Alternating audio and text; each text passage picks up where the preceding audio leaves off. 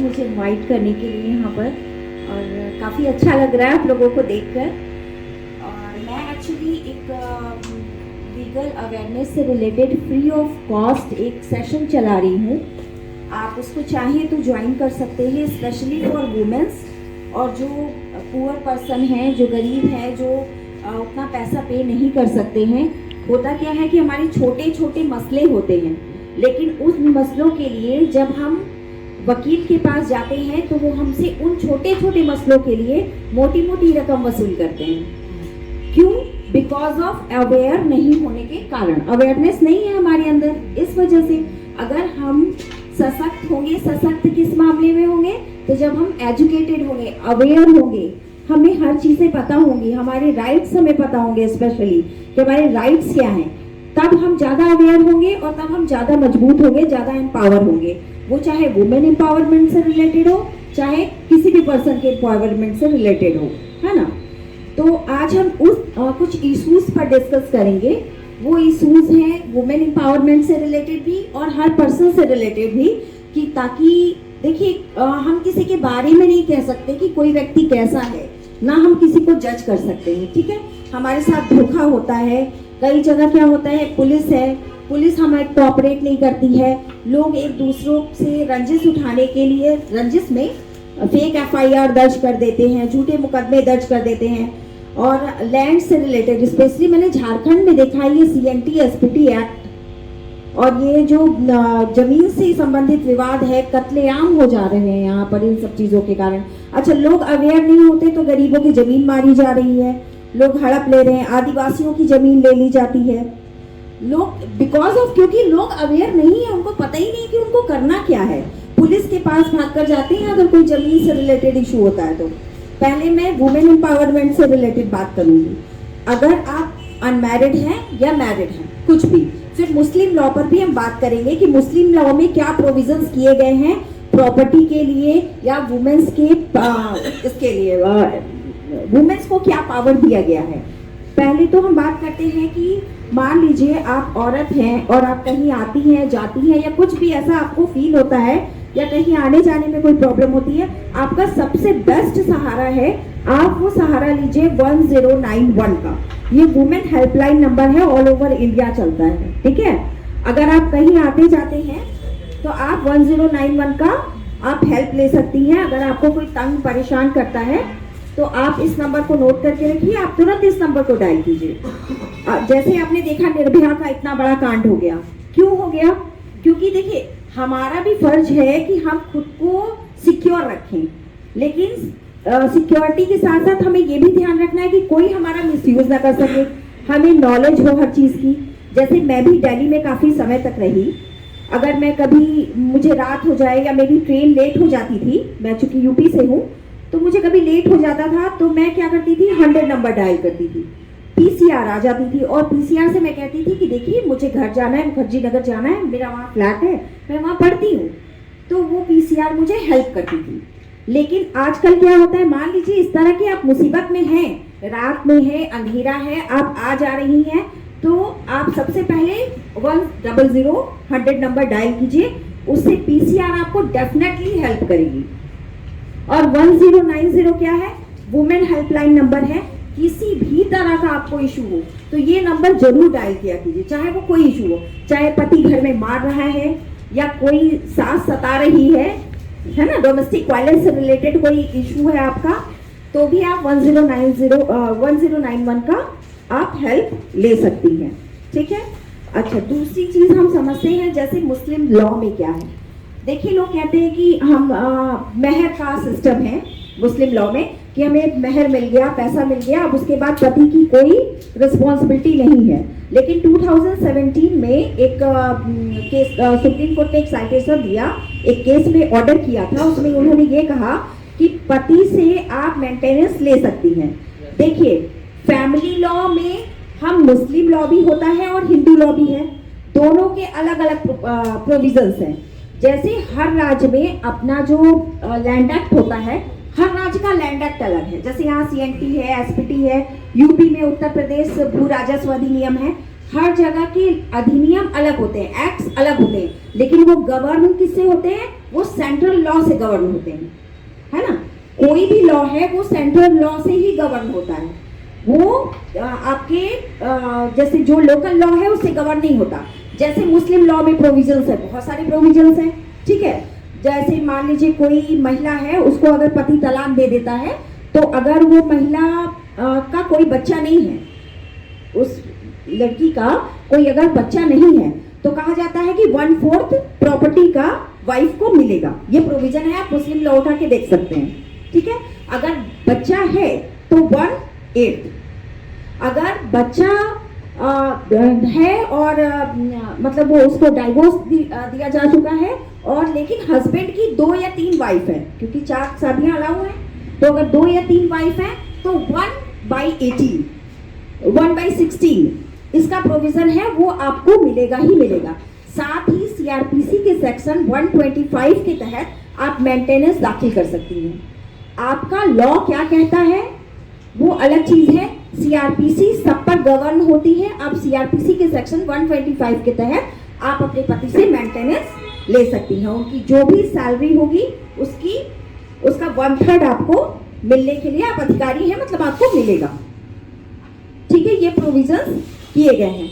Women's के लिए अगर आप लोगों का कोई क्वेश्चन हो तो वो आप पूछ सकते हैं मुझसे। और अगर मान लीजिए जनरल लॉ की बात करूं, कोई एफआईआर किसी के ऊपर कोई दर्ज कर देता है, कोई रंजिश में किसी के ऊपर झूठी केस दर्ज कर रहा है, उसको फंसाना चाहता है, तो इस तरह का कोई टॉर्चर है, तो उसके लिए भी अब पुलिस क्या है, पुलिस देखिए, पुलिस का एक्ट जो बनाया गया था 1861, एक्चुअली ये बनाया गया था अंग्रेजों के द्वारा, और अंग्रेज उस समय क्रांतिकारियों को या फिर भारतीयों को पर रूल करने के लिए एक्ट बनाया गया था। लेकिन इस एक्ट में आज तक कोई संशोधन नहीं किया गया। बीच बीच में कुछ रिफॉर्म्स होते हैं लेकिन संशोधन नहीं हुआ। आप बताइए, जो कानून अंग्रेजों के द्वारा बनाया गया भारतीयों को रूल करने के लिए, वो कानून भारतीयों को रूल कर रहे हैं, इंडियंस ही इंडियंस को रूल कर रहे हैं। लोग कहते हैं ना, पुलिस हमारी नहीं सुनती, पुलिस हमारा एफआईआर लॉज नहीं करती, पुलिस हुकूमत करती है, रूल करती है, ये सारे बहुत सारे इश्यूज आते हैं ना। अब आप खुद सोचिए, जब 1861 का रूल, 1861 का कानून आज भी पुलिस पर हावी है और उसी अकॉर्डिंग काम हो रहा है। उसमें प्रोविजंस था कि पुलिस अधिकारियों को घोड़े से रेस करना सिखाएंगे, घुड़सवारी सिखाएंगे, हॉर्स राइडिंग, और आज भी वो हॉर्स राइडिंग ही कर रहे हैं। जबकि आज आप बताइए, जब पीटीसी वगैरह में जहां पुलिस की ट्रेनिंग दी जाती है, पुलिस ट्रेनिंग सेंटर है, वहां पर आज भी घोड़ा ही दौड़ाया जाता है। अब आप बताइए कि पुलिस अधिकारी घोड़ा कहां से पाएगा उस समय दौड़ाते समय, मतलब अब चोर को पकड़ना है तो घोड़ा तो है नहीं।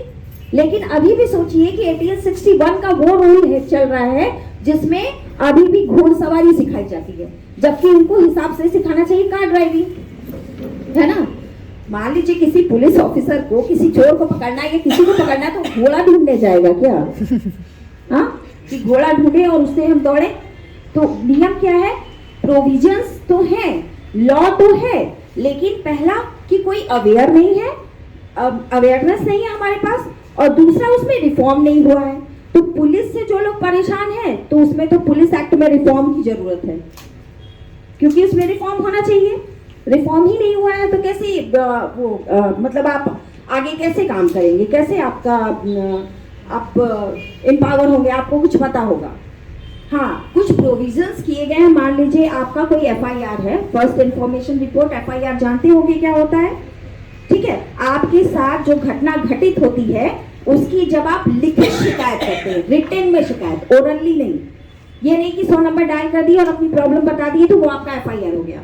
फर्स्ट इंफॉर्मेशन रिपोर्ट, और किसको आप संबोधित करते हुए देंगे, तो आप एसएचओ को देंगे, जो स्टेशन हाउस ऑफिसर होता है, जिसे आप लोग हिंदी में थाना प्रभारी कहते हैं, ठीक है। उसको संबोधित करते हुए लिखित आवेदन जो आप देते हैं कि आपके साथ क्या घटना हुई है, कौन सा इंसिडेंस हुआ है, तो उसे हम कहते हैं फर्स्ट इंफॉर्मेशन रिपोर्ट या प्राथमिकी, ठीक है। ये जो हम वहां दर्ज करते हैं। होता क्या है, नॉर्मली आप पुलिस के पास ले जाते हैं एफआईआर की कॉपी, लेकिन पुलिस आपकी एफआईआर लेती नहीं है। हुआ होगा बहुत सारे लोगों के साथ, पुलिस कहती है अरे नहीं बाद में आना, चले जाओ, अभी हमारे पास समय नहीं है। कारण इसके पीछे ये होता है कि एसपी जो होते हैं, जो पुलिस कप्तान होते हैं, वो क्या करते हैं, वो महीने में एक दिन क्रिमिनल मीटिंग लेते हैं, क्राइम मीटिंग उनकी होती है। क्राइम मीटिंग में वो सारे थाने का निरीक्षण करते हैं कि भाई किस किस थाने में कितने कितने एफआईआर दर्ज हुए हैं। मान लीजिए किसी एसएचओ में किसी थाना अंतर्गत मान लीजिए बहुत 100 से ज्यादा या ज्यादा एफआईआर दर्ज हो गया, तो पूछते हैं तुमसे थाना ठीक से डील नहीं हो रहा है, मतलब तुम थाना ठीक से चला नहीं पा रहे हो, तुम्हारे क्षेत्र में इतना क्राइम हो रहा है। सोचिए कि हमारे पास वो क्राइम्स रिपोर्ट है ही नहीं जो क्राइम वाकई होते हैं और जिनका तो सुलहनामा हो जाता है। बहुत लोग क्या करते हैं देखिए कि इसलिए पुलिस क्या करती है, उनका जो एरिया रिपोर्ट होता है वो हमेशा कम दिखाने का प्रयास करती है। इसलिए मैक्सिमम मामले में पुलिस एफआईआर लॉन्च नहीं करती, क्योंकि एफआईआर अगर लॉन्च कर देगी तो वो क्रिमिनल रिकॉर्ड में आ जाएगा, वो फिर एरिया रिपोर्ट में दिखने लगेगा, उससे उसकी क्या होगी, छवि खराब होगी कि हमारे एरिया में क्राइम ज्यादा होता है। इसलिए वो क्राइम रिपोर्ट कम दिखाने के लिए एफआईआर लॉन्च करने से कतराते हैं या डरते हैं। ठीक है, तो अब आप क्या करेंगे कि अगर आपका पुलिस एफआईआर ना दर्ज करे तो आपको क्या करना चाहिए? क्या एसपी के पास शायद मे भी मतलब ऊपर, हाँ आप दे सकते हैं, वो मैं उसका प्रोविजन आपको बता रही हूँ। कभी कभी वहां देने से भी नहीं होता है, क्योंकि अल्टीमेटली वो आता थाना प्रभारी के पास ही है।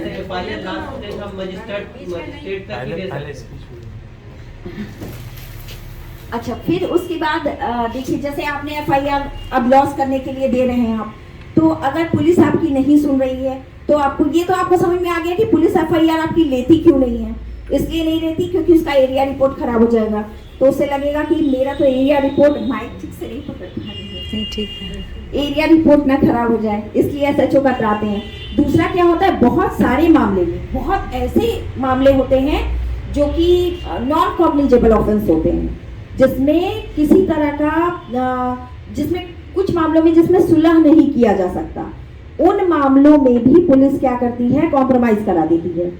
वो कॉम्प्रोमाइज बहुत सारे लोग होंगे जो थाने में जाके कंप्लेन करते हैं लेकिन बाद में दूसरी पार्टी से कॉम्प्रोमाइज कर देते हैं, लेकिन वो ये भूल जाते हैं कि उस कॉम्प्रोमाइज का कोई भी बेनिफिट नहीं है, वो चैलेंजेबल नहीं है, आप कोर्ट में उसको चैलेंज नहीं कर सकते, लेकिन पुलिस फिर भी उसमें कॉम्प्रोमाइज करा देती है। लेकिन वो चैलेंज आप नहीं कर सकते कोर्ट में। ना ही मान लीजिए दो व्यक्ति का कोई विवाद है, जमीन से रिलेटेड ही है, अब मान लीजिए वो कहता है ठीक है मैं इनको, मेरा 6 लाख रुपए अगर बाकी था किसी के ऊपर तो वो 6 लाख रुपए मैं पे कर दूंगा, वो रिटर्न लिख भी देता है, वहां थाना का साइन भी हो जाता है, स्टैंप भी लग जाता है, लेकिन उसके बाद वो घर जाने के बाद अगर मुकर जाए तो क्या आप कोर्ट चले जाएंगे? नहीं जा पाएंगे।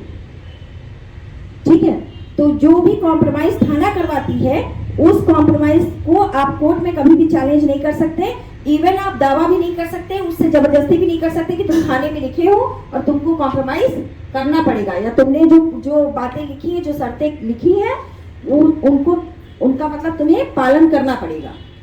तो वो भी उस तरह की चीजें नहीं हो सकती हैं। वुमेन से रिलेटेड क्या है कि देखिए औरतों के लिए शादी, अगर आपकी शादी हो रही है तो आप चाहे मुस्लिम हो और चाहे हिंदू हो, मैरिज का रजिस्ट्रेशन जरूर कराइए। ये फर्स्ट मैं आप लोगों को जरूर बोलूंगी। शादी जब भी करिए, मान लीजिए शादी हो भी जाती है उसके बाद भी कानूनन आप मैरिज का रजिस्ट्रेशन जरूर कराइए, क्योंकि ये मैरिज का रजिस्ट्रेशन ही आपको बहुत सारी आगे जाके बहुत सारी परेशानियों से बचाएगा। मान लीजिए आपके मदर नहीं है, फादर नहीं है, आपका मैरिज भी रजिस्टर्ड नहीं है। आजकल तो ये मसले मतलब कोर्ट में ज्यादा आ रहे हैं कि लोग कोर्ट में शादी को इनवैलिड घोषित कर देते हैं या शून्य घोषित कर देते हैं, है ना। जैसे होता है कि अनियमित विवाह है, अनियमित निकाह है, इस आप मुस्लिम लॉ में भी प्रोविजंस हैं, या शून्य है, निकाह को शून्य साबित कर दिए। तो इसीलिए मैरिज का रजिस्ट्रेशन चाहे हिंदू हो चाहे मुस्लिम हो, मैरिज का रजिस्टर्ड होना बहुत जरूरी है। मैरिज हमेशा रजिस्टर्ड कराइए, या तो कोर्ट में शादी करिए, उसके बाद जो आपका नॉर्मल शादी है वो करिए, नहीं तो मैरिज करने के बाद कोर्ट से रजिस्टर्ड जरूर कराइए शादी को, है ना। निकाहनामा बहुत लोग गलत भी बनवा लेते हैं क्योंकि इस तरह के मसले महिलाओं के साथ होते हैं, इसलिए मैं बता रही हूँ। अच्छा, लड़कियों का क्या है, मान लीजिए पति आपको मेंटेनेंस नहीं दे रहा है, पैसे नहीं दे रहा है, परेशान कर रहा है। इसमें क्या होता है कि मान लीजिए पति ने आपको तलाक दे दिया, 3 तलाक से रिलेटेड तो आपने पढ़ाई है, उसमें मुझे एक ही चीज बस मतलब गलत लगी, मुस्लिम लॉ के खिलाफ लगी, वो ये है कि उसमें सजा का प्रावधान किया गया है, ये गलत है। सजा का प्रावधान इसमें नहीं होना चाहिए था। ठीक है, उसको आर्थिक दंड वगैरह बढ़ाया जा सकता था, लेकिन मुझे ये सही नहीं लगा कि इसमें सजा का प्रावधान किया गया है कि 3 साल तक की सजा दी जाएगी अगर आप 3 तलाक का यूज करते हैं तो, है ना। तलाक आप जाके कोर्ट में भी तो लेते हैं, या कोर्ट में नहीं दाखिल करते हैं। ऐसे तो बहुत सारे प्रोविजंस हैं, जैसे अभी था कि एक पंजाब और हरियाणा हाई कोर्ट का एक डिसीजन था, उसमें किसी मुस्लिम लड़की जिसकी आयु 17 साल थी, उसने शादी एक हिंदू लड़के से कर ली थी। तो कोर्ट में उसको उसके मुस्लिम लड़की के जो पेरेंट्स थे उन्होंने चैलेंज किया कि ये शादी इनवैलिड है। तो वो क्यों? क्योंकि इसकी उम्र तो शादी की है ही नहीं। लेकिन आपके मुस्लिम लॉ में ही लिखा हुआ है कि 17 साल मतलब जब आप प्रौढ़ हो जाते हैं तब आप शादी कर सकते हैं। ये मुस्लिम लॉ के सेक्शन 195 में है, 195 में आप देख सकते हैं, इसमें प्रोविजन किया गया है साफ साफ कि अगर प्रौढ़ता की उम्र है, लड़की की मैच्योर हो चुकी है, जिसमें की उम्र लिखा हुआ है बकायदे 17 साल, तो वो शादी करने के लिए मतलब वो शादी कर सकती हैं। अभी बीच में आप लोगों ने सुना था कैबिनेट ने फैसला किया है कि 21 वर्ष में शादी महिलाओं की। इसके भी तो फायदे भी हैं और नुकसान भी है, मेरिट भी है, डिमेरिट भी है।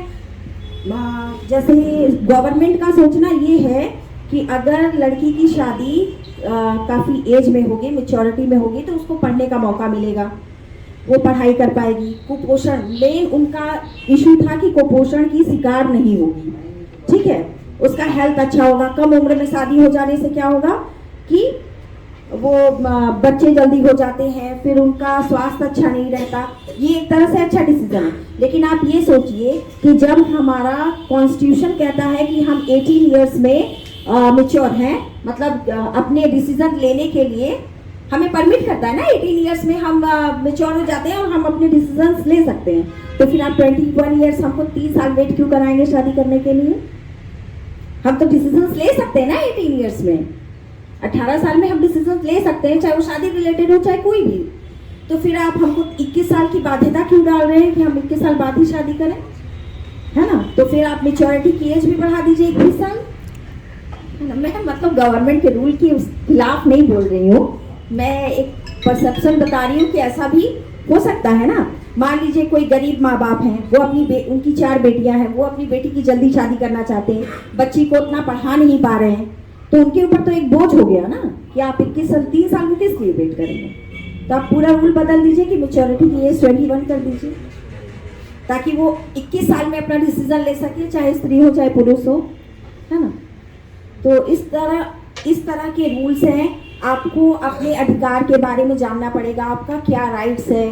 जैसे मैंने आपको बताया, आपको कोई छेड़छाड़ करता है, परेशान करता है, 1091 पे आप कंप्लेंट दर्ज कर सकती हैं। बहुत सी महिलाएं क्या होती हैं, घबराती हैं थाने जाने से।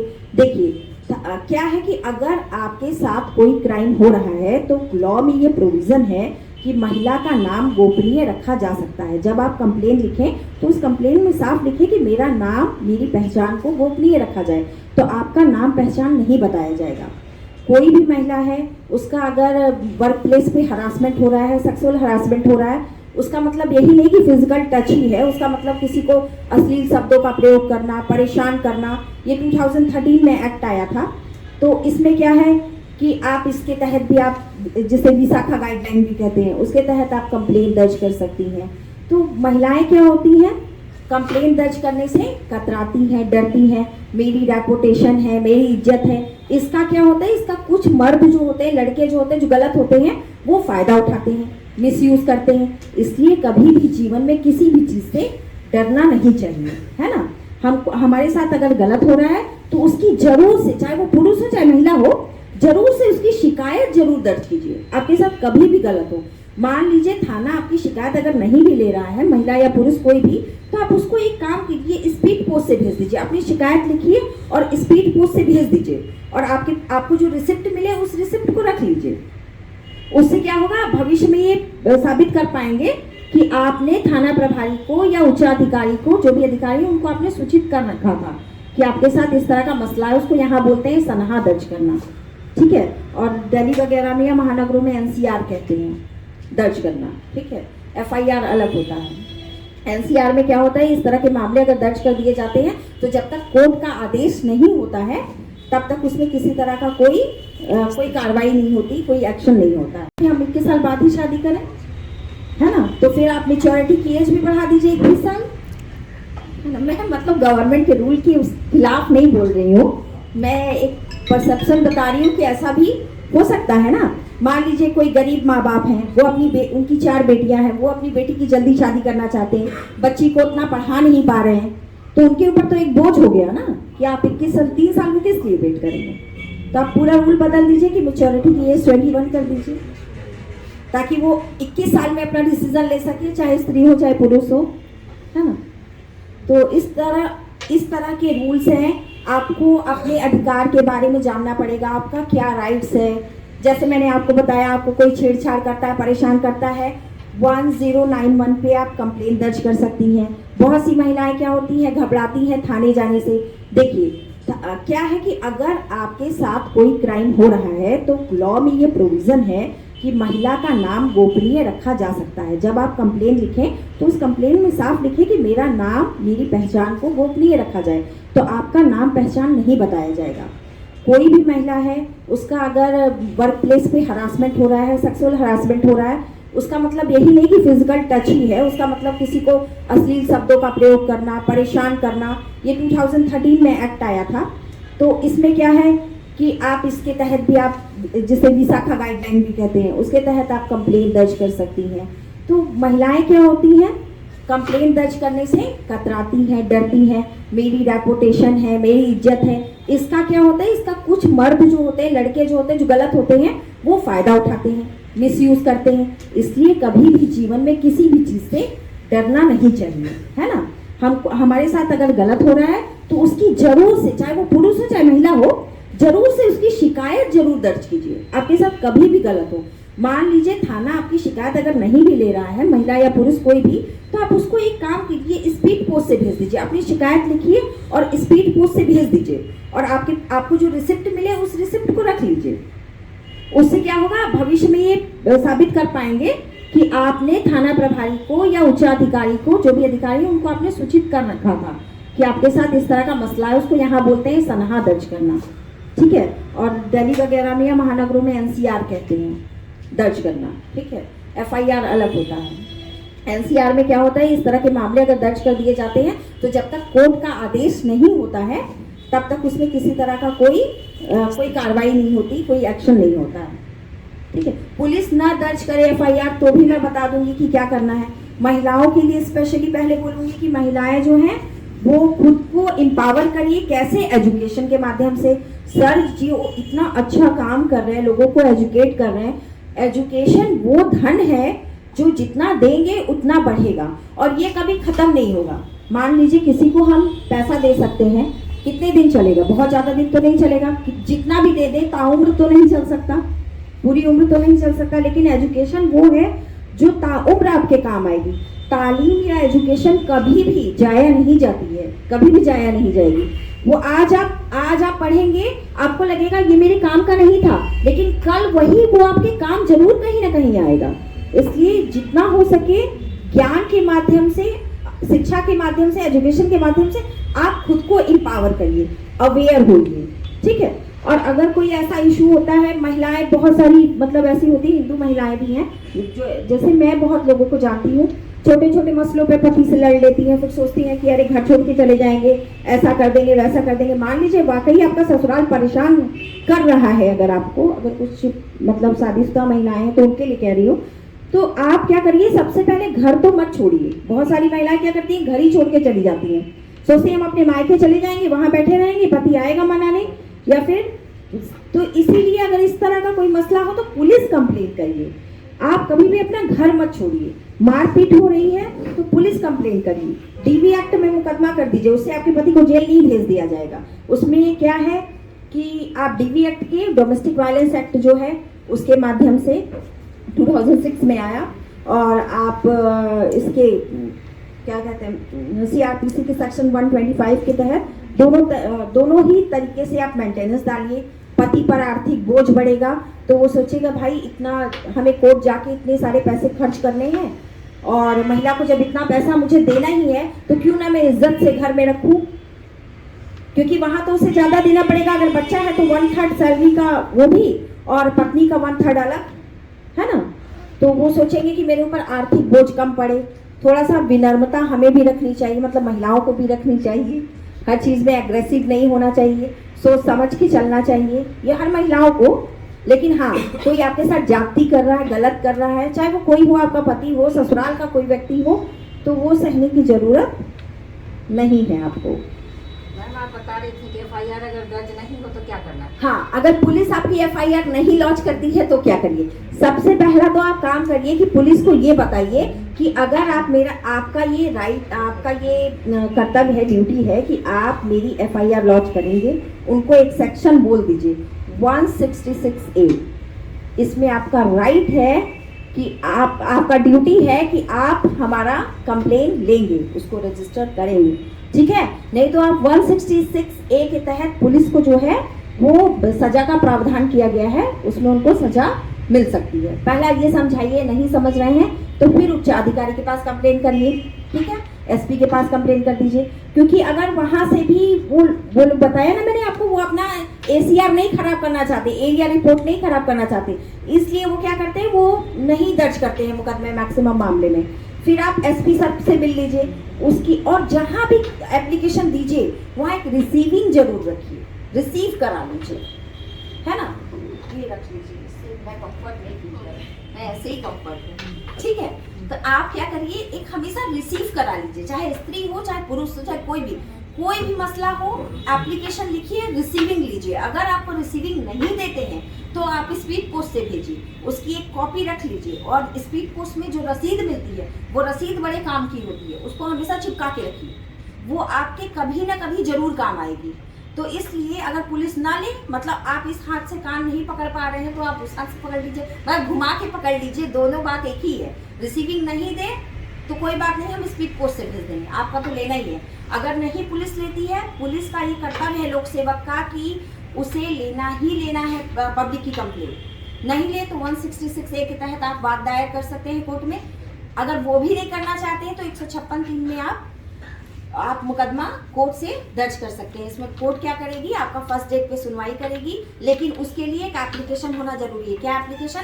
कि आप एसपी को सूचित कर रहे हैं कि आपके साथ इस तरह का इंसिडेंस हुआ है, लेकिन थाना फिर भी उस पर संज्ञान नहीं ले रहा है, थाना उस पर कार्रवाई नहीं कर रहा है। तो उसकी एक रिसीविंग आपके पास होगी, तो आप कोर्ट में 156(3) में डायरेक्ट मुकदमा दर्ज कर सकते हैं, तो वो मुकदमा दर्ज हो जाएगा। 166 का आप उसको राइट दिखा सकते हैं, ठीक है। तो ऐसे बहुत सारे प्रोविजंस हैं, वो आप यूज़ कर सकते हैं, उससे भी आपका पुलिस एफआईआर दर्ज कर लेगी। मान लीजिए आप विपक्षी से मिल लेती है, बहुत सारे मामले में क्या होता है कि पति से हमारे मिल ली पुलिस, हमारे मतलब महिला कहती है मेरी तो पुलिस सुनती ही नहीं है, मेरी तो सुन ही नहीं रही, अब मैं क्या करूं? तो कुछ नहीं करना है आपको, आप अपना आईओ चेंज करा लीजिए। आपका जो इन्वेस्टिगेशन ऑफिसर होगा, अगर आपको ये शक होता है किसी भी मामले में, चाहे स्त्री के चाहे पुरुष की, अगर आप कोई एफआईआर दर्ज कराते हैं और आपको लगता है कि विपक्षी पार्टी से पुलिस मिल गई है, उससे पैसे लेके हमारा जो एफआईआर है उस पर एक्शन नहीं ले रही है, तो आपको क्या करना है, आप सीधे एसपी सर से मिल लीजिए कि सर ऐसी बात है, मैं अपना इन्वेस्टिगेशन ऑफिसर चेंज कराना चाहता हूँ। एसपी आपका इन्वेस्टिगेशन ऑफिसर चेंज कर देंगे, दूसरे आ जाएंगे। फिर उसके बाद अगर उस पर भी सुनवाई नहीं होती है तो आप आरटीआई का सहारा लीजिए, 10 रुपये का पोस्टल ऑर्डर लीजिए, उसको भर लीजिए, एक एप्लीकेशन लिखिए कि आपने फला डेट को एफआईआर दर्ज करने के लिए आवेदन दिया था, उस पर क्या कार्रवाई हुई, ये उनका दायित्व हो जाता है। आरटीआई क्या है ना कि 2005 में आया था, आप लोग जानते ही हैं। तो आरटीआई के तहत क्या कर सकते हैं आप, जब आप आरटीआई लगाते हैं एसपी ऑफिस में या जिससे रिलेटेड आप लेना चाहते हैं, वहाँ जब आप आरटीआई लगाएंगे तो वो खुद परेशान हो जाएंगे कि यदि इस मामले में ये आरटीआई लगी है तब तो हम फंस भी सकते हैं, क्योंकि इन लोगों को काबू करने का एक ही तरीका, वो है कोर्ट का ही आप सहारा ले सकते हैं। कोर्ट से आप मतलब कोर्ट की तो पुलिस सुनेगी ही सुनेगी, तो आरटीआई लगाइए, आरटीआई लगा के पूछ लीजिए कि मेरे केस में अभी तक क्या हुआ। आप कोर्ट में आप 172 के तहत आप कोर्ट में सीआरपीसी की सेक्शन 172 के तहत आप कोर्ट में एप्लीकेशन दे सकते हैं, मूव कर सकते हैं कि मेरे मामले में क्या कार्रवाई की गई है, और चार्जशीट मंगाई जाए, जो केस डायरी जो वो बनाते हैं, chargesheet case diary, police 172 CrPC के तहत केस डायरी तैयार करती है। जो जैसे हमने केस मुकदमा दर्ज करा दिया, पर डे वो क्या काम करती है, उसका एक पर्चा काटती है, पीला पर्चा काटती है। उसमें वो लिखती है आज घटना स्थल पर गए, आज गवाहों से मैंने बात की, आज मैंने विपक्षी से बात की, है ना। जो मसला होता है वो लिखती जाती है। आप आख्या मंगवा लीजिए 172 के तहत, आप CRPC के आप कोर्ट जा सकते हैं, कोर्ट से आप मंगवा सकते हैं। हाँ, मसला लोगों के पास, लोग कहते हैं ना कि कोर्ट या न्याय पाना आज के समय में बहुत महंगा है। नहीं है, लोगों को पता ही नहीं है। कोर्ट फीस तो कम लगती है, फीस तो लेते हैं वकील हमारे, जिनको खुद को कुछ नहीं पता होता। मैक्सिमम वकीलों का, मतलब मैं खुद वकील हूँ, मैं क्या बताऊँ, मतलब उनको खुद को कुछ नहीं पता होता है, लेकिन वो आपको घुमाते रहेंगे। छोटा सा मसला होगा, पति पत्नी का विवाद हो गया, अब वो सुलह करना चाहते हैं तो वो सुलह नहीं करने देंगे। क्यों? क्योंकि उनको पैसा कमाना।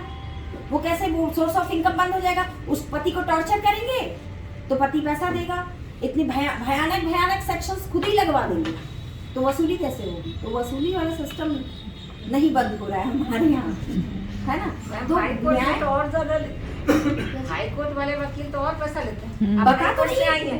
है। हाँ, तो मैं बता रही हूँ, वही चीज तो आपको बता रही हूँ। छोटा सा मसला हुआ, जैसे मैं जो जान रही हूँ सर, मैं आपको बता रही हूँ, एक लड़की का मामला था, आप भी जान रही हैं शाही, दोनों के मसले को सॉर्ट आउट करना है, दोनों को सॉर्ट आउट करना है, दोनों राजी हैं, लेकिन वकील उनको बता रहे हैं कि ऐसे नहीं होगा, ऐसे होगा, इतना पैसा खर्चा होगा।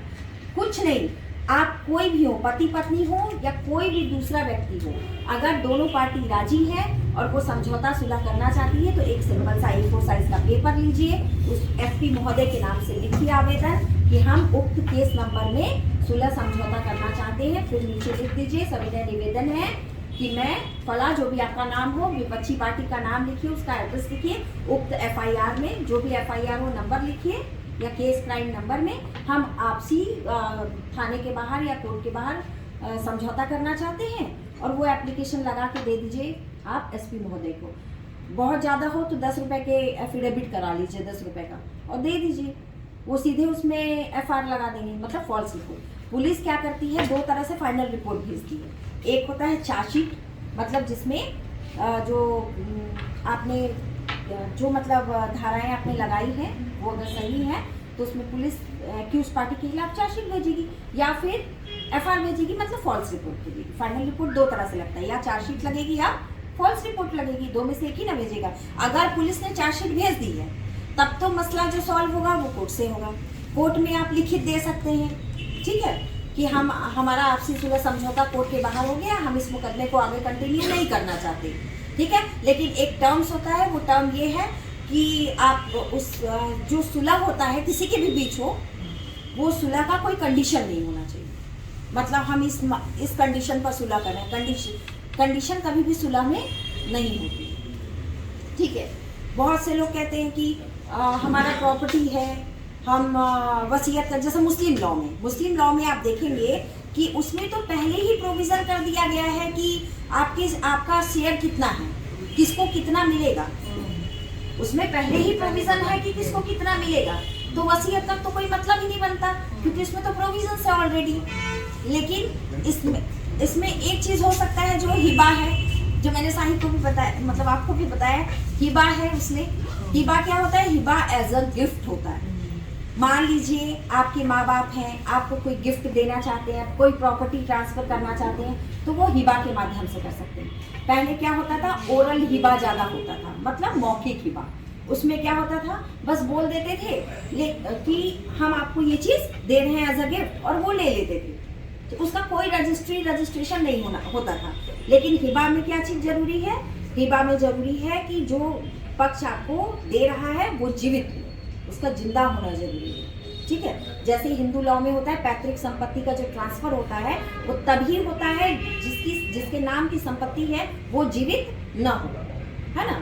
और हिबा में क्या होता है कि उस व्यक्ति का जीवित होना जरूरी है। मेरा बच्चा है, मैं उसके नाम अगर प्रॉपर्टी देना चाहता हूँ या देना चाहती हूँ, तो मैं क्यों जाऊँगी रजिस्ट्री कराने या कुछ कराने, वो हिबा के माध्यम से भी दिया जा सकता है। लेकिन कुछ वर्षों में ऐसा देखा गया कि मौखिक हिबा जो होता है, जो मतलब मुंह से बोल के कि हाँ हम आपको दे देते हैं, हाँ, इसमें 3 कंडीशंस भी रखी गई है, मुस्लिम लॉ में ये है प्रोविज़न एक ये है कि जो जिसको हम दे रहे हैं वो एक्सेप्ट करने के लिए राजी हो। दूसरा ये है कि जो दे रहा है वो मतलब ये कंफर्म हो कि वो देगा ही देगा, इनकार नहीं करेगा, मतलब देने के लिए वो कंफर्मेशन दे। और प्रॉपर्टी पर कब्जा हो, जो प्रॉपर्टी दिया जा रहा है। कब्जे का मतलब क्या है, आपको कोई चीज मिल गई, मान लीजिए मुझे ये फ्लावर मिल गया, या तो मैं अपने घर में ले जाके लगा दूं या मैं बाहर कूड़े के डब्बे में फेंक दूं, ये मेरा अपना मन है, मेरा अपना राइट है, ये मुझे मिल गया, ये मेरी हो गई, ठीक है। तो आप क्या करते हैं, उसको रजिस्टर्ड करा लेते हैं कि हमने हिबा को रजिस्टर्ड करा लिया, मौखिक नहीं किया। ये लॉ में ऐसे प्रोविजंस हैं। कुछ मसलों में बताया गया कि किसी को वकीलों ने खूब घुमाया कि अरे आपके नाम से म्यूटेशन नहीं हो सकता, आप ऐसा नहीं कर सकते, जमीन आपकी नहीं है, CNT एक्ट है, SPT एक्ट है, आप ST हैं तो आपकी जमीन तो ST की हो जाएगी लैंड। एक चीज एकदम अच्छे से समझ लीजिए, जमीन जो होता है उसका नेचर कभी चेंज नहीं होता, उसका ऑनर चेंज होता है, नेचर कभी नहीं चेंज होता।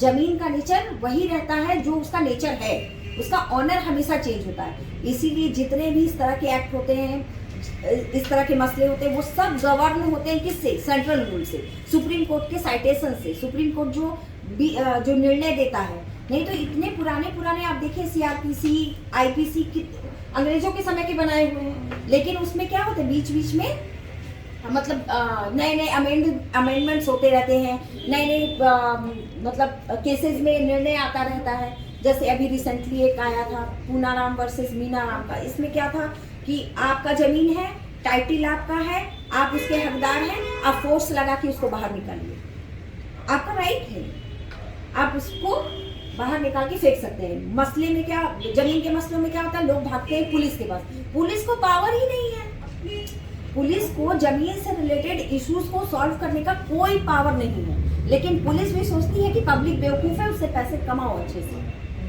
ठीक है।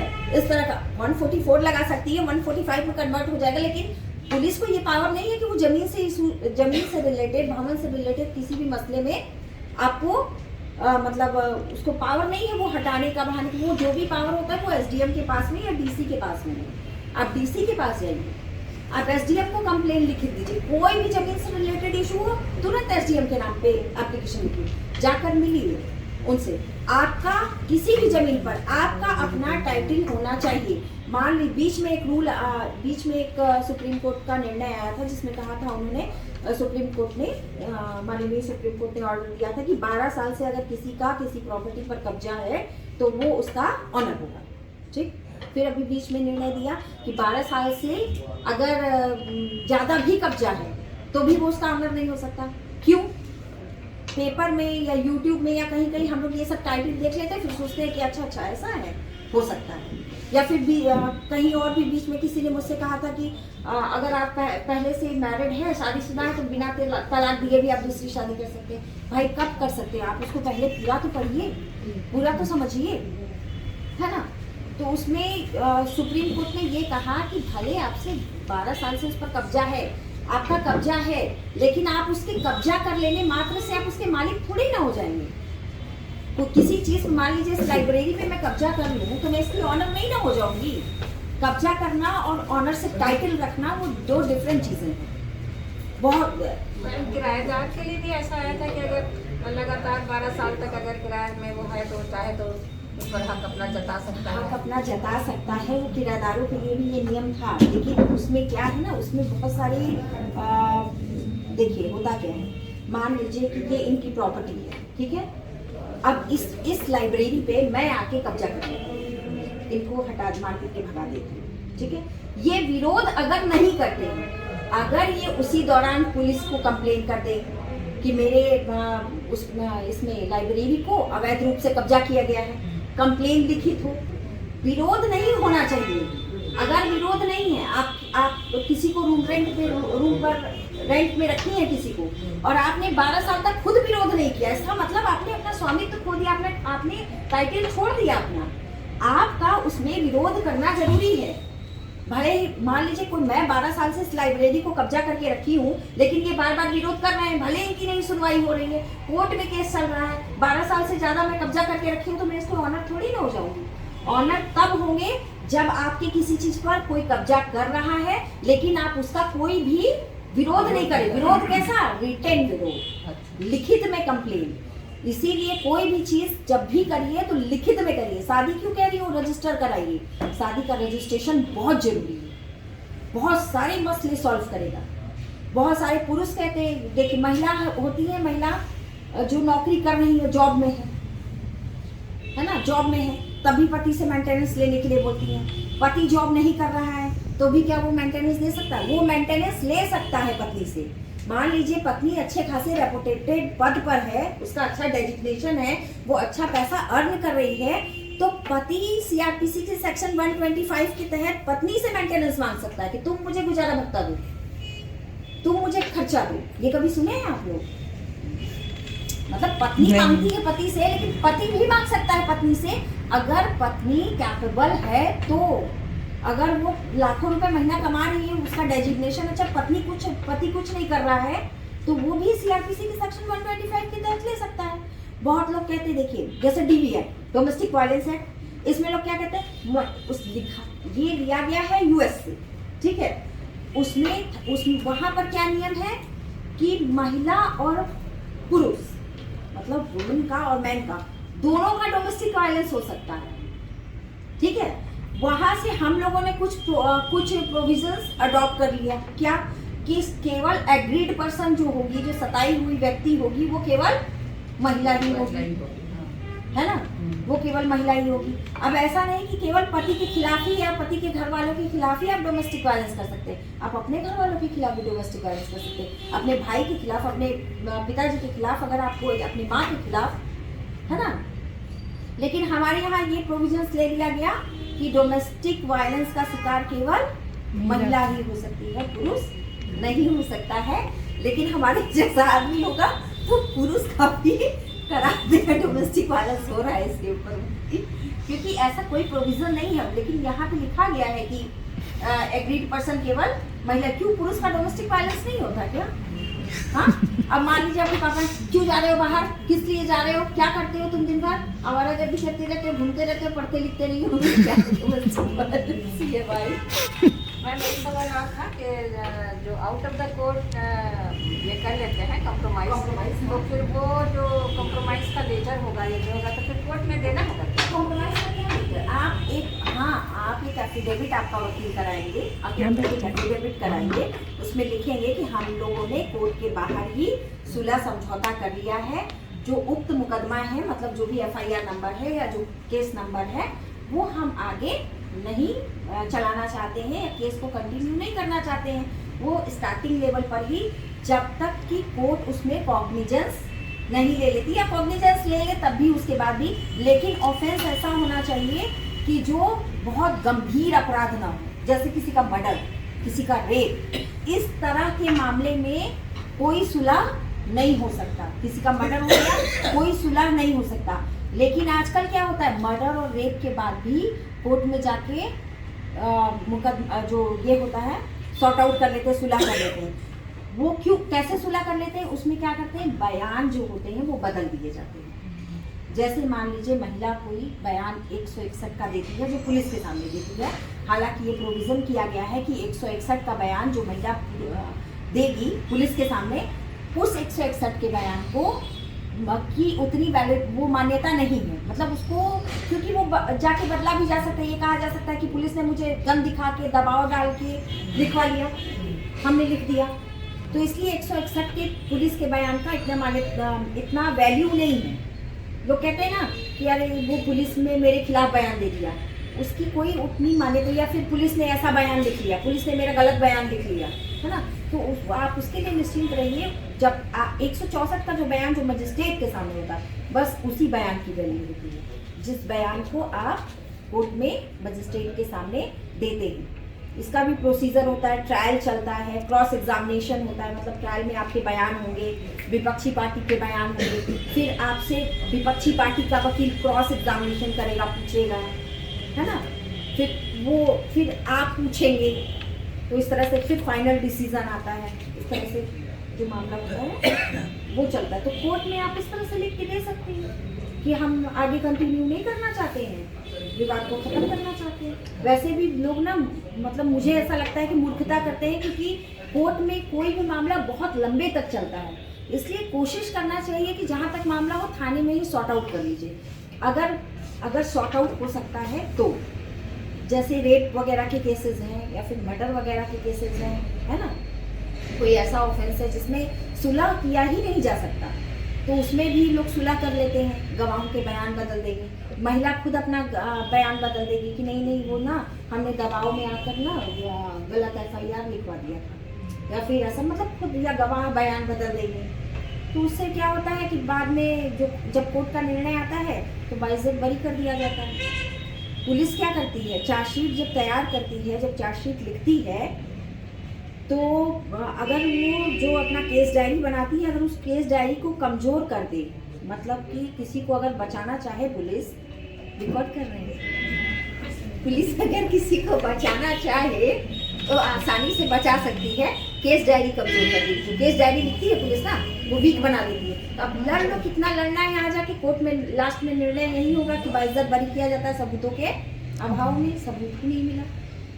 इसीलिए हमेशा क्या करना चाहिए, FIR भी, जब FIR लिखने का भी तरीका होता है, FIR जो ऐसे ही नहीं लिख के दे दिया जाता है, उसमें बहुत सारे पॉइंट्स होते हैं, उसको ध्यान रखना पड़ता है, वो उन चीज़ों को आपको लिखना पड़ेगा, तब आपका जो FIR होगा बहुत मजबूत होगा।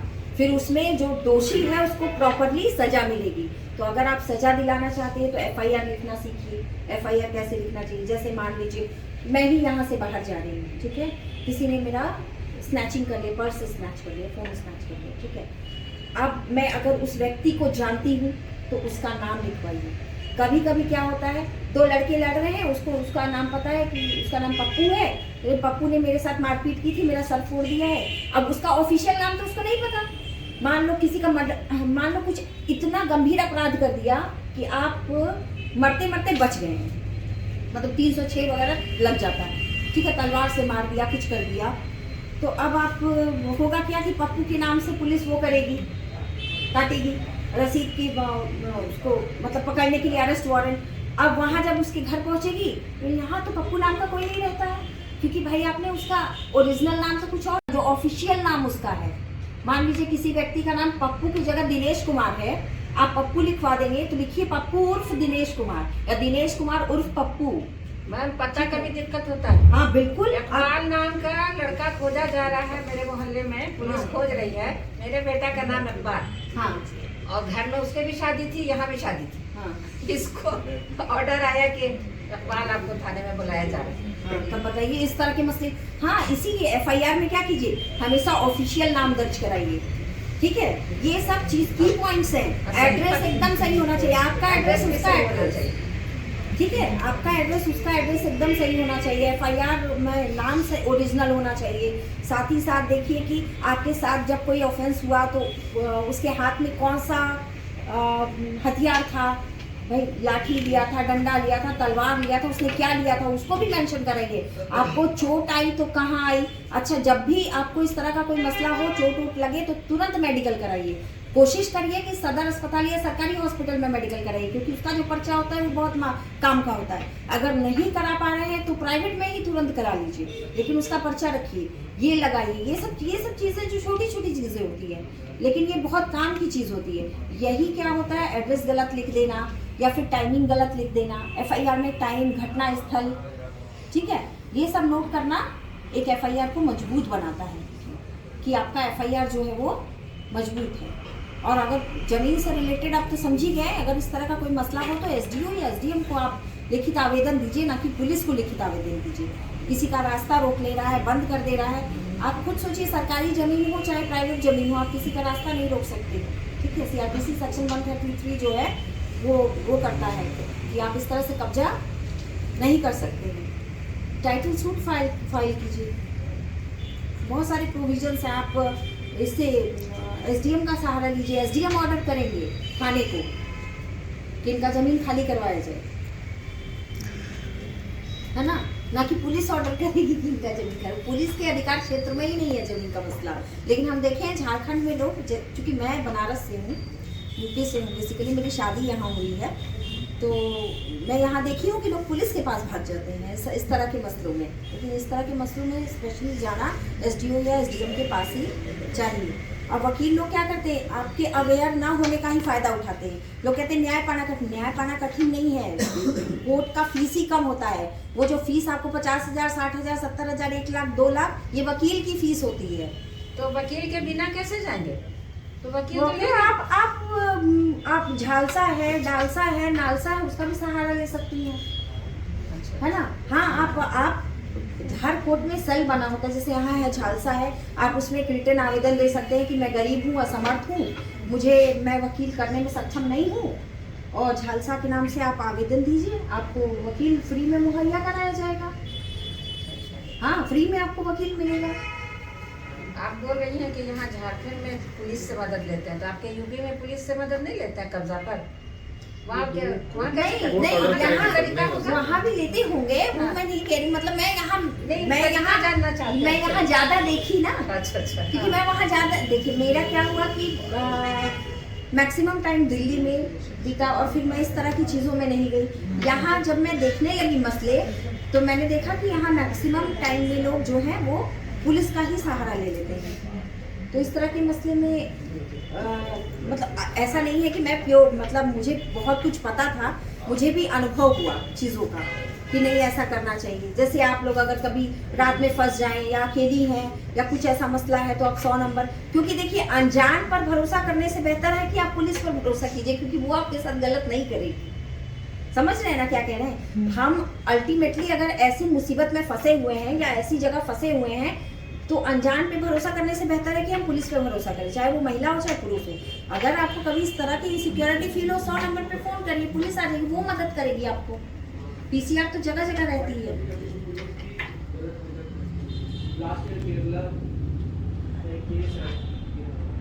अब हर जगह का तो नहीं कह सकते, हर देखिए अब किसके मन में क्या है, हम तो किसी को जज नहीं कर सकते ना पर्सन टू पर्सन, लेकिन हम तो लॉ पे जा सकते हैं ना कि हमें अकॉर्डिंग टू लॉ क्या करना है। आप कैसे, हम कैसे आपको जज कर पाएंगे?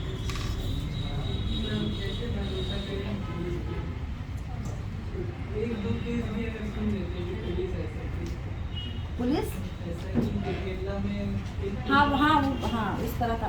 तो देखिए अब उसमें आप सब, एक व्यक्ति अगर गलत है तो उसके लिए आप सारे डिपार्टमेंट को गलत नहीं ना कह सकते हैं। कुछ मसलों में ऐसा होता है कि पुलिस वाकई नाइंसाफ़ी करती है, लेकिन उसके कारण आप हर पुलिस वाले को तो गलत नहीं कह सकते ना। बहुत सारे पुलिस वाले ऑनेस्ट भी हैं, मेरे हस्बैंड पुलिस ऑफिसर ही हैं, लेकिन बेइंतहा ऑनेस्ट हैं, बहुत ऑनेस्ट हैं। हाँ, वो भी बहुत ईमानदार हैं। हर पुलिस वाले को हम नहीं कह सकते कि हर पुलिस वाला गलत ही होता है। वो भी जैसे आपके यहाँ मतलब क्या बोलते हैं, SDPO हैं वो, तो वो भी पुलिस ऑफिसर हैं, तो उनको कैसे कह दूँ? वो मैं तो देखी, वो तो करप्शन ही नहीं करते, बहुत ईमानदार आदमी है। किसी का कुछ हो ना, पैसा भी नहीं लेते, सॉर्ट आउट करा देते हैं, किसी का ऐसा मसला हो।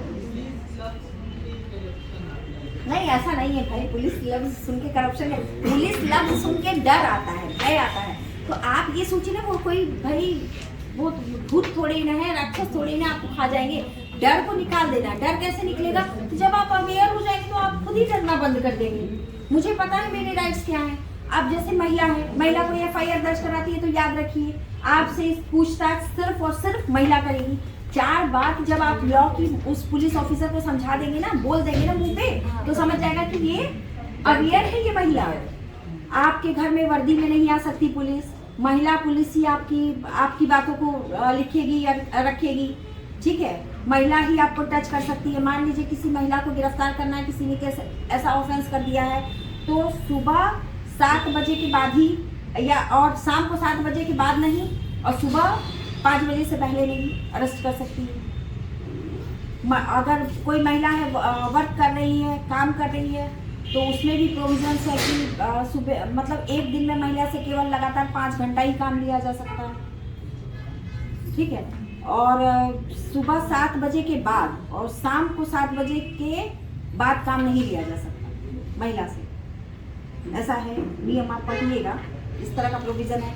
गिरफ्तार नहीं कर सकती, छू के गिरफ्तार करने का प्रोविज़न है, लेकिन महिला को केवल महिला ही गिरफ्तार करेगी, आपके बयान को केवल महिला ही दर्ज करेगी, पुरुष नहीं दर्ज कर सकता। बहुत सारे मसलों में क्या होता है, महिला जाती है तो पुलिस, जो पुरुष पुलिस होता है, मेल पुलिस होता है, वो गंदे संदे सवाल करता है, उसी से महिला हेजिटेट हो जाती है।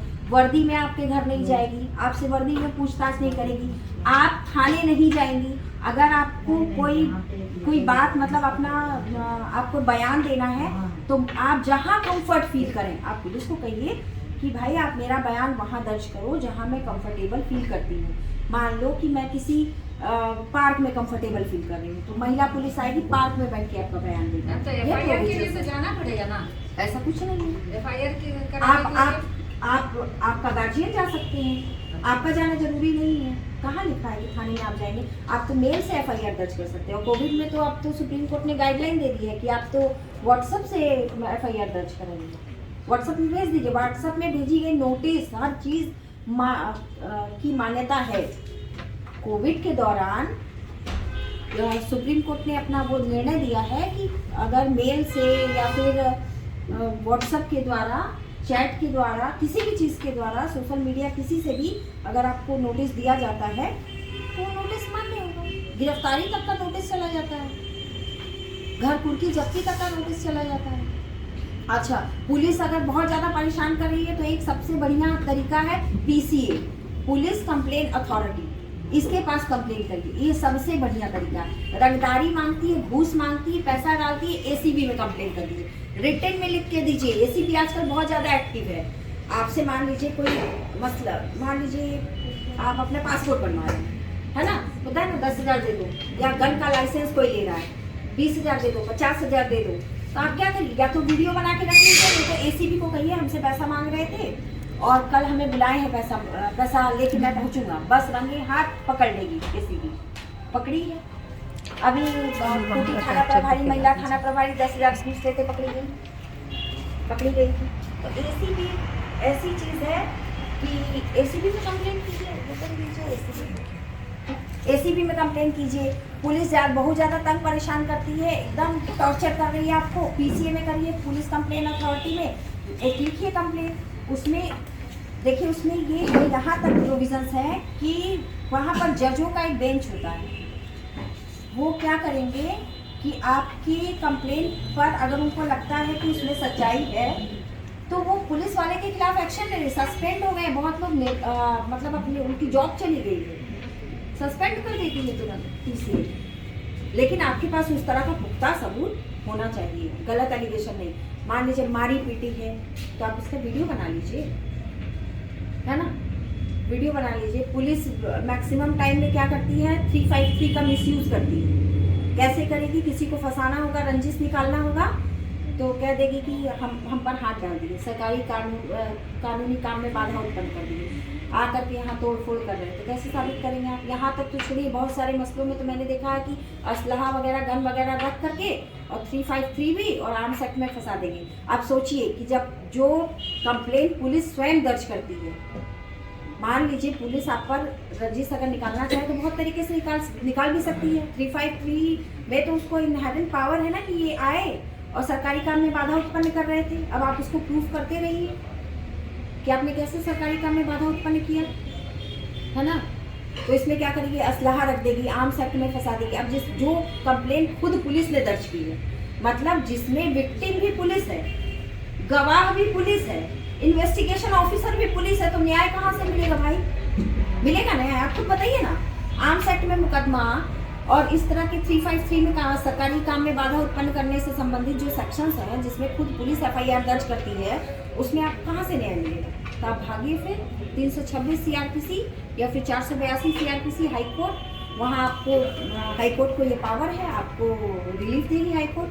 आपको अगर बेल नहीं मिलता है तो जो प्लीडिंग होता है, जो वकील तैयार करते हैं, उसमें आपको जब तक चार्जशीट सबमिट नहीं हो जाती तब तक आपको अरेस्ट स्टे मिल जाएगा।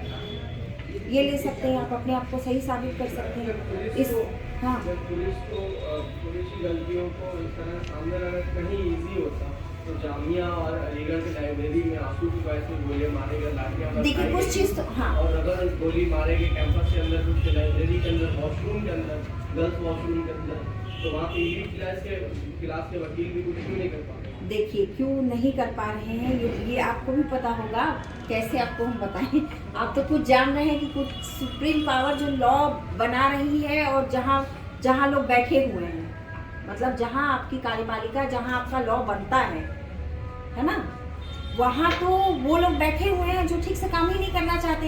इसीलिए कहा जाता है ना, वुमेन एम्पावरमेंट कब होगा? कागज पे एम्पावरमेंट है। जब एम्पावरमेंट तब होगा जहाँ कानून बन रहा है, वहाँ महिलाओं की संख्या ज़्यादा होगी, वहाँ महिलाओं की हिस्सेदारी ज़्यादा होगी।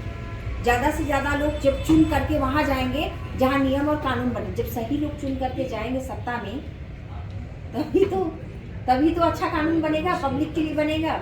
अब वीडियो बना कैसे? अच्छा देखिए यार, मैं सपोर्टर नहीं हूँ किसी भी पॉलिटिकल पार्टी की, लेकिन फिर भी मैं कहूँगी कि जो अरविंद केजरीवाल हैं वो वाकई बेहतरीन काम कर रहे हैं। वो पब्लिक के लिए काम कर रहे हैं, मुझे ऐसा लगता है वो वाकई पब्लिक के लिए चुन के अच्छे लोग जब हमारे ही हम सबके बीच से सर अगर अच्छे लोग चुन कर जाएंगे जहाँ नियम बन रहा है, तो नियम बनाने वालों में अच्छे लोगों की संख्या ही कम है। वुमेन एम्पावरमेंट की बात हम क्या करें? वहाँ पे तो पुरुष कानून बना रहे हैं। पुरुष कानून तो अपने लिए ऐसा कानून बनाएंगे ना जहाँ अपना भला हो।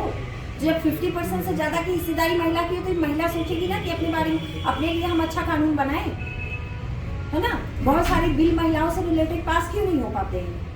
विवादित हो जाएगा हमारा क्यों नहीं हो पाते? क्यों नहीं होगा? तो जहाँ कानून बनता है, कानून बनाने वाले लोगों में जब जनता के अच्छे लोग चुन के जाएंगे, वो आपकी बात को वहाँ रखेंगे, तब ना अच्छा, तब तो काम अच्छा होगा ना। अच्छा देखिए, पढ़े लिखे लोग क्या है, जल्दी से जाना नहीं चाहते। पुराना सिस्टम हमारा चला आ रहा है हिसाब से देखिए, तो मैं तो कहती हूँ कि हर पॉलिटिकल पार्टी को अपना जो मैनिफेस्टो बनाती है ना कि हम 5 साल में ये करेंगे, वो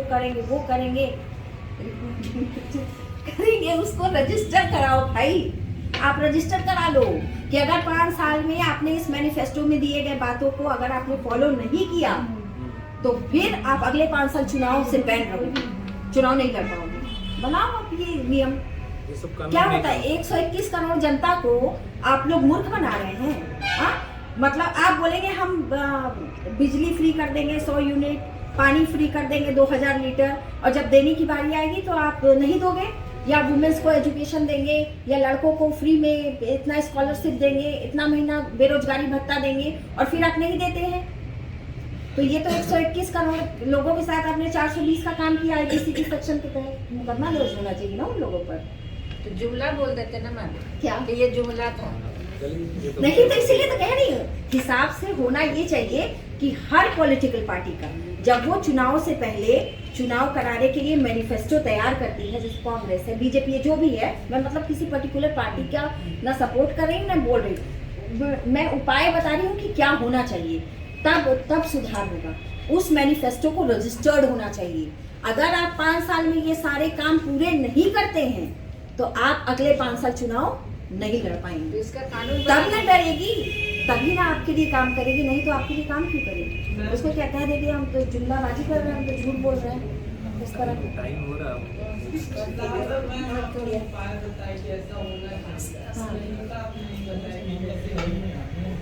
चलिए ठीक है, एक काम करेंगे हम लोग, क्योंकि टाइम भी ओवर हो रहा है ना, तो वी विल शेयर दिस कि how you will do, right.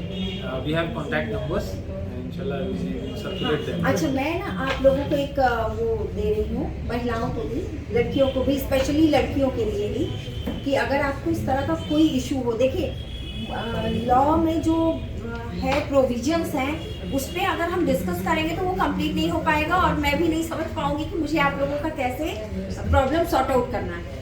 अगर आपका कोई पर्सनल इशू हो, मदर फादर का, पेरेंट्स का इशू हो, या फिर आपकी किसी फ्रेंड का हो, किसी रिलेटिव का हो, अगर कुछ ऐसा इशू है जिसमें आपको मेरी राय चाहिए या आपको मुझे कुछ पूछना है मुझसे, तो आप फ्री ऑफ कॉस्ट मैं एक ये विजिटिंग कार्ड, कॉन्टैक्ट कार्ड जो है वो डिस्ट्रीब्यूट करा रही हूँ। उस आप नंबर पर मुझे व्हाट्सएप कर सकते हैं, कुछ पूछना हो तो पूछ सकते हैं। लेकिन इस तरह के मामले, अगर कोई आप इस तरह के इशू में फंसे हैं और आपका वकील जो है वो मदद नहीं कर रहे हैं या आपसे ज़्यादा पैसे मांग रहे हैं, तब इस तरह के मसले में, जैसे मान लीजिए वकील के पास गए कि वकील साहब हम तो अपने पति से सुलह करना चाहते हैं, वकील साहब आपको घुमा रहे हैं, तो आप हमसे पूछ सकते हैं कि वकील साहब सुलह करने का रास्ता नहीं बता रहे हैं, क्या आप मुझे उपाय बता सकते हैं? तो मैं आपको बता दूंगी कि भाई आपको ये करना चाहिए, है ना। इस तरह आप मसले से निकल जाएंगे। अगर कोई मसला होता है आपके साथ तो आप उस तरह की प्रॉब्लम में निकल जाएंगे। एक व्हाट्सएप एक यूट्यूब चैनल है, आप उसको भी सब्सक्राइब कर सकते हैं। सिंपल लैंग्वेज में मैंने एक छोटी छोटी चीज़ों को बता दिया है, आप उसको भी नोट कर सकते हैं। उसको आप सब्सक्राइब कर लीजिए, आपके पास अपडेट आता रहेगा, आप उसे देख सकते हैं, अवेयर रहेंगे। मतलब अगर कोई आपके ऊपर झूठी FIR कर दे तो आपको क्या करना चाहिए, आपका पुलिस FIR नहीं दर्ज करे तो क्या करना चाहिए, पुलिस के ऊपर आप कार्रवाई कैसे कर सकते हैं, उसके प्रोविजंस हैं। महिला को ससुराल वाले सताएं तो उसको क्या करना चाहिए, ऐसा क्या करना चाहिए कि उनका घर भी बस जाए और उनकी प्रॉब्लम भी सॉर्ट आउट हो जाए, है ना। मतलब हम झेले भी नहीं परेशानियों को, हम आसानी से उन परेशानियों से निकल भी जाएं और हमें पति से अलग भी ना होना पड़े। तो इस तरह के जो उपाय हैं छोटे छोटे वो मैं बता दी हूँ। आप लोग इस चैनल को सब्सक्राइब कर सकते हैं, और अगर आपको एक वेबसाइट भी है उसको भी विजिट करके कुछ जानकारी हासिल करना चाहते हैं वो कर सकते हैं, लेकिन पूरा कंटेंट जो है वो हिंदी में, इंग्लिश में नहीं, ठीक है। तो ये इसलिए मैं चला रही हूँ ताकि कुछ लोग जो हैं अगर उनको किसी तरह का कोई मसला परेशानी हो तो वो लाभ ले सकते हैं। तो आशा करती हूँ आप लोगों को अच्छा लगा होगा, या फिर कुछ लगा होगा कि आपको मैंने कुछ दिया, कुछ नॉलेज मिली होगी। बिल्कुल यूजफुल है और इसको हम लोग कंटिन्यू करेंगे। वो ब्रेन का होता है ना, वो एक सेशन में होने वाले नहीं है। हाँ ये इसको थोड़ा सा और हम लोग करेंगे। So we have from the civil right activist Mr. Salim and we will also listen him। तो देखते हैं, हमने तो काफ़ी कर लिया है और इसमें हम लोग आगे कुछ होगा तो फिर ये फ़ोन नंबर से भी हम लोग कॉन्टेक्ट करेंगे। हाँ, अगर किसी भी महिला का इस तरह का कोई इशू हो, ठीक है, कोई गरीब है नहीं हेल्प कर पा रहे हैं या किसी तरह की कोई मदद चाहिए तो वो आप ले सकते हैं, आप हमसे पूछ सकते हैं, ठीक है। मैं 24 आवर अवेलेबल हूँ, बस कॉल नहीं जाएगी, आप व्हाट्सएप पे मुझे अपना प्रॉब्लम लिख सकते हैं, जो उसका बेस्ट सोल्यूशन होगा वो मैं आपको बता दूँगी कि आपको ये करना चाहिए, ठीक है। वो रास्ता मैं आपको दे दूँगी, लेकिन चलना तो आपको खुद पड़ेगा इस रास्ते पर। मैं आपको सही रास्ता बता दूँगी, उससे आपका टाइम बच जाएगा, उससे आपके पैसे बच रास्ता जाएंगे। पता नहीं होता है ना कैसे जाना, इसीलिए फिर हाँ घबराते हैं। वकील जो है इधर उधर घुमाते रहते हैं, पैसा बहुत मैं देखी हूँ, मैं खुद जेल लंबा डिस्कशन है वो। ठीक है, इसको हाँ यस, आप कंक्लूड हो ही रहा है, ठीक है ना। नंबर आपका जी हाँ, व्हाट्सएप नंबर जी और हाँ, और उसमें वो यूट्यूब का चैनल यूट्यूब वगैरह भी है, आप उसको भी सब्सक्राइब कर सकते हैं। काफ़ी नॉलेज है। अच्छी बात है। क्योंकि अभी मैं ज़्यादा वीडियोस नहीं बना रही हूँ, जितना मेरा छोटा बेबी है तो समय कम रहता है, उस समय में ही जो समय रहता है मैं उसमें ही चीज़ों को शेयर कर देती हूँ। तो कोई भी मसला होगा तो आप बताएंगे, उस मसले पर भी हम बना सकते हैं, ठीक है। किसी को पुलिस ने बहुत परेशान कर रखा था तो उसने बोला मैं क्या करूँ, तो मैंने भी उनको रास्ता बताया कि आपको ये करना चाहिए। इवन आप तो ह्यूमन राइट एक्टिविस्ट है ना, आप तो जानते होंगे कि जानते हैं, मतलब आप अगर रिकॉर्ड देखें तो सबसे ज़्यादा ह्यूमन राइट में कंप्लेन जो जाती है ना वो पुलिस की जाती है सबसे ज़्यादा। आप उस मतलब आप अभी लेटेस्ट डाटा मुझे नहीं पता, लेकिन आप देखिए नंबर 1 पे इसमें ह्यूमन राइट कमीशन में सबसे ज़्यादा कंप्लेन पुलिस के विरुद्ध है, पुलिस के विरुद्ध ही दर्ज है सबसे ज़्यादा। जामिया उसी का अब एग्जाम सोचिए जो रक्षक है उसी के खिलाफ सबसे ज़्यादा केसेस है ह्यूमन राइट कमीशन में, आप सोचिए क्या कंडीशन है। तो इसीलिए खुद को अवेयर रखना है ना। आप अवेयर रहेंगे तो खुद ही पुलिस आपसे डरेगी, नहीं ये अवेयर है, इसको सब कुछ पता है, ये आपको गिरफ्तारी से संबंधित क्या नियम है, आपको कैसे गिरफ्तार करेगी, कब गिरफ्तार कर सकती है, कब नहीं कर सकती है। पुलिस गिरफ्तार करे किसी भी केसेस में, सबसे पहले अपने किसी दोस्त मित्र को कहिए कि वीडियो बना लो मेरा, मतलब हमारे पास कहीं भी चोट के निशान नहीं है, पुलिस 24 घंटे ज़्यादा आपको पीसी में नहीं रख सकती, मतलब पुलिस कस्टडी में नहीं रख सकती। नॉर्मली क्या करती है पुलिस कस्टडी में मारपीट करती है, तुरंत बोली 24 घंटे के अंदर मेडिकल कराइए। अगर वीडियो में ये साबित हो जाता है कि आपको कहीं चोट नहीं था, एक कासगंज का जो केस था, एक जो मुस्लिम लड़का था जो मार्बल की कटाई करता था, उस लड़के को जिसके घर में वो मार्बल की कटाई कर रहा था वो हिंदू था, उनके यहाँ पर एक लड़की, नाबालिग लड़की गायब हो गई थी। अब उसने लगा दिया उस मुस्लिम लड़के पे, है ना, इल्ज़ाम। उस पुलिस ने ये कहा वो लड़का मतलब पुलिस कस्टडी में ही मारा गया।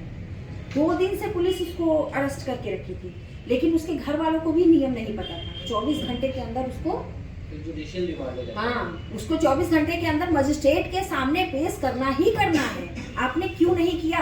लेकिन पुलिस ने, मैंने खुद देखा कि एसपी सर का उसमें बयान था कि मतलब हमने तो मंडे को किया है और ट्यूसडे को उसने वो मर गया, जबकि ऐसा मसला ही नहीं था। उसके घर वाले कह रहे हैं संडे को ले गए हैं उसको पूछताछ करने के लिए, तो आपने 24 घंटे के अंदर मजिस्ट्रेट के सामने उपस्थित क्यों नहीं किया?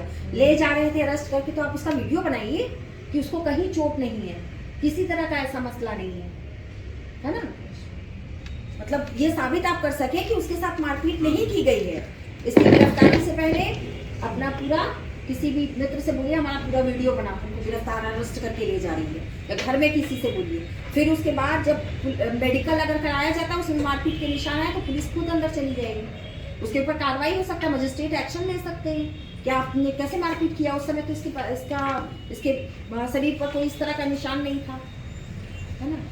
अब उसमें बताया कि उसने जो जैकेट पहन रखा था उसमें जो रिबन थी उससे वो समझिए 2 फीट का नल था, उस नल में फांसी लगा के मर गया। संभव है ये? हाँ, क्या है ये? पॉसिबल ही नहीं है भाई, कैसे मर जाएगा, है ना।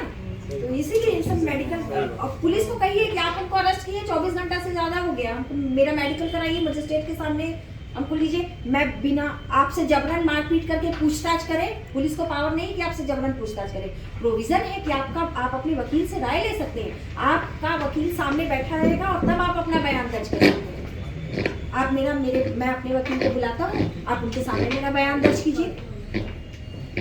ये आपको खुद पता होना चाहिए। जब आपको खुद को पता नहीं रहेगा तो फिर आप कैसे लड़ेंगे अपने राइट्स के लिए? तो अगर आपको जानकारी होगा तो पुलिस क्या, दुनिया में कोई ताकत ऐसी नहीं है जो आपका मिसयूज कर पाएगी। तो आपको खुद जब राइट पता है तो कोई कैसे आपका मिसयूज कर लेगा? सिंपल सी बात है। तो अवेयर रहिए। और सब तो इतना अच्छा काम कर ही रहे हैं, सबको एजुकेट कर रहे हैं, सबको इतना अच्छा एजुकेशन दे रहे हैं, शिक्षा का प्रचार प्रसार सब कर ही रहे हैं। आपको याद करेंगे।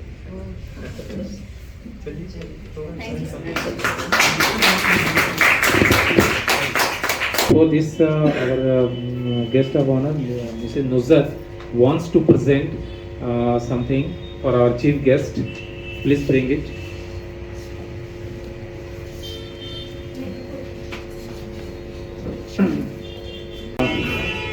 Yes, this is Nuzhat Parveen, the President of Jamaat Islami in Jamshedpur, honoring the copy of the Holy Quran, and it's an honor for us. Thank you. हमें हर चीज़ें हमें कुछ ना कुछ सिखाती हैं, वो चाहे कुरान हो, गीता हो या रामायण, कुछ भी, हर एक चीज़ें हमें हर एक किताब, मतलब किताब कोई भी हो, हमें ज्ञान ही देकर जाती है और देती है, अच्छा देती है। तो कुछ लोग कहते हैं कि हमें बाइबल नहीं पढ़ना है तो हमें कुरान नहीं पढ़ना है, हिंदू हैं तो हम गीता ही पढ़ेंगे, तो ऐसा कुछ नहीं है। ईश्वर हमेशा हमें अच्छा ही सिखाते और अच्छा ही बताएंगे। तो इसलिए कहीं किताब हमें कभी गलत कुछ देके ही नहीं जा सकते, इसलिए कभी नहीं कहा जा सकता हम ये किताब नहीं पढ़ सकते या हमें नहीं पढ़ना चाहिए। We have a collection of the Vedas, Bhagavad Gitas, and Yoga Kitab is in Bible, including the Quran. In the library we have. मुझे पहले पता होता ना तो इसलिए भी किताब ले आती यहाँ के लिए, लाइब्रेरी के लिए। Next time we will meet inshallah. Very thanks to everyone who came here and joined us in this special occasion. The session is over now. Thank you everyone.